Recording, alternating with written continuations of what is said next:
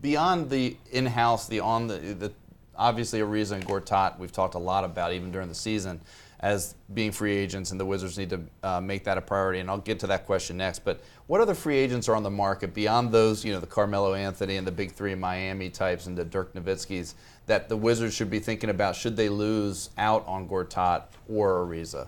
Are there any names out there that you guys see as sort of intriguing that the Wizards should be focusing on if they can't land one of their top guys?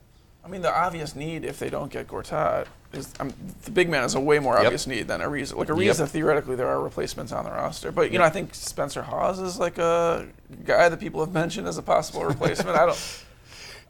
The center market is weak, and I think that's why, in retrospect, the trade for Gortat, you gave up the 18th pick, but you got Gortat for 1 year, and you're obviously the front runner to bring him back for another year. I don't think there's any way they lose Gortat at this point. Let's cut right to that question, actually. I want to get your percentage. Let's start with Gortat. Percentage chance that the Wizards re-sign Gortat, Dan? I mean, to me, Gortat's like 95%. 95? They just were in Poland courting him. Right. Yeah, I would say 99. 99%? Okay, yeah, there you go. I'm in agreement. They're not, the Gortat's you don't think not Gortat is looking elsewhere? I don't know what Nene's deal is, what his situation is. I'd be interested to see if he's back next year, and if he, you dealt with so many health issues.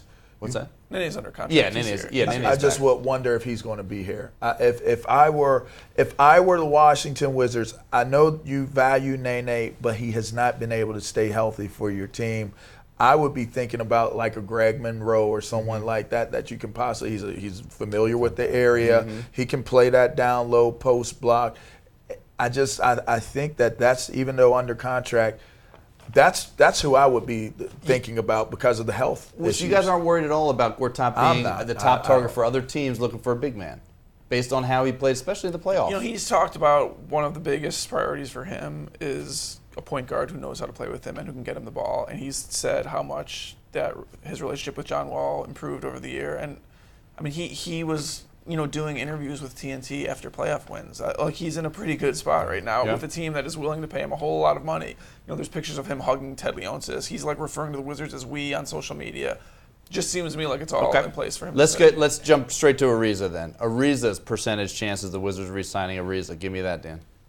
I think it's pretty close to a 50-50 shot, maybe like a little bit under. So I'm going to say like 45%. 45%? That's what I thought. I swear, we got to coordinate this stuff before the show. I was going to say 45. Well, make up another 45. No, I was you were going to say 45? Like a little bit less. You could say like 44 to be different. I'll say 43 to be different. There you go. Thank you. What 42. I would agree. I think it's. I'm actually agree with you. I actually think it's less than that. I think it should be less than that. I think it's about. It should be about 30%. The thing is, he has a lot of teams that are interested in him, and he, at least if nothing else, we know that he has geographic concerns, that he would like to be out west. He's a West Coast guy, and that he's sort of said that that's something that's important to him. I mean, I think the Wall thing also matters here because Ariza wasn't making all these three-pointers in a vacuum. He had got a guy who was setting him up for that corner three over and over again. That's and right. He's not necessarily going to find that elsewhere.